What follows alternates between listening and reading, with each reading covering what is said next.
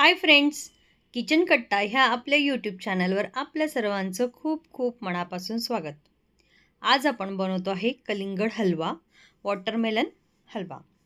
त्यासाठी मी इथे कलिंगड अशा प्रकारे कट करून घेतला आहे. त्यामधून सर्व बी काढून घेतलेली आहे. हे आपण आता मिक्सरला बारीक वाटून घेऊयात. वाटत असताना मी पाणी वापरलेलं नाही आहे. एका भांड्यामध्ये मिक्सरला वाटून घेतलेलं कलिंगड काढून घ्यायचं आहे. त्यामध्ये अर्धी वाटी कॉर्नफ्लॉवर घालून घेऊयात किंवा 4 ते 5 चमचे कॉर्नफ्लॉवर इतका कॉर्नफ्लॉवर घालून घ्यायचं आहे आणि ते व्यवस्थित मिक्स करून घेऊयात. इथे मी छान मिक्स करून घेतलं आहे. एका मोठ्या पॅनमध्ये मी इथे 1.5 वाटी साखर घेतली आहे.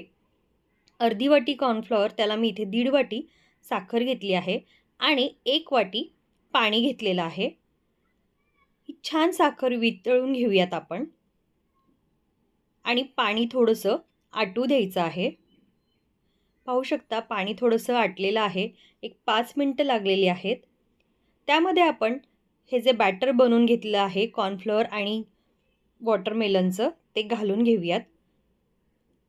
कलिंगड मिक्सरला बारीक करत असताना थोडेसे चंक्स राहतात, राहिलेत तर काही प्रॉब्लेम नाही. एक 5 मिनिटं झाली आहेत. त्यामध्ये आता आपण 2 चमचे तूप घालून घेऊयात आणि हे सर्व मिक्स करून घेऊयात.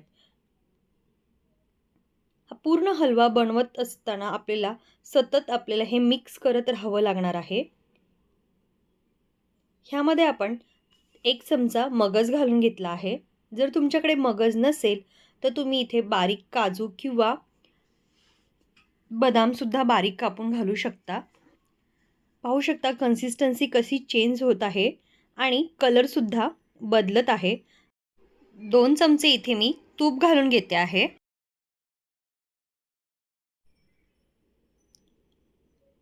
एकदम छान घट्ट झालेलं आहे. इथे आपण अजून एकदा तूप घालून घेणार आहोत.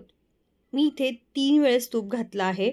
ऑलमोस्ट 5 ते 6 चमचे मी तूप घालून घेतलं आहे. छान मिक्स करून घेऊयात. पाहू शकता अजिबात भांड्याला चिटकत नाही आहे. म्हणजे आपला हलवा बनून तयार झालेला आहे. एक तरी 5 मिनिटं आपण पुन्हा गॅसवरती लो फ्लेमवरती आपण शिजू द्यायचा आहे. 5 मिनिटानंतर हलवा मी एका प्लेटमध्ये काढून घेते आहे आणि त्याला छान शेप देते.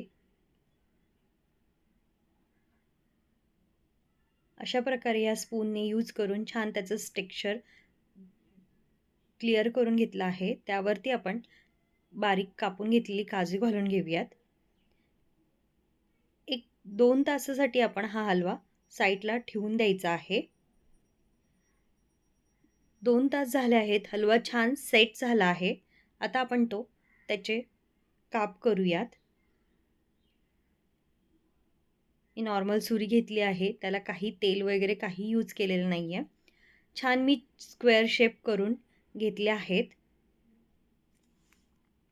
पाहू शकता टेक्स्चर तर खूप छान दिसत आहे आणि कलरसुद्धा खूप छान आलेला आहे. आपण इथे कोणताही कलर वापरलेला नाही आहे तरीसुद्धा किती छान कलर आलेला आहे आणि टेक्स्चरसुद्धा आणि खायलाही तितकेच टेस्टी झालेले आहेत.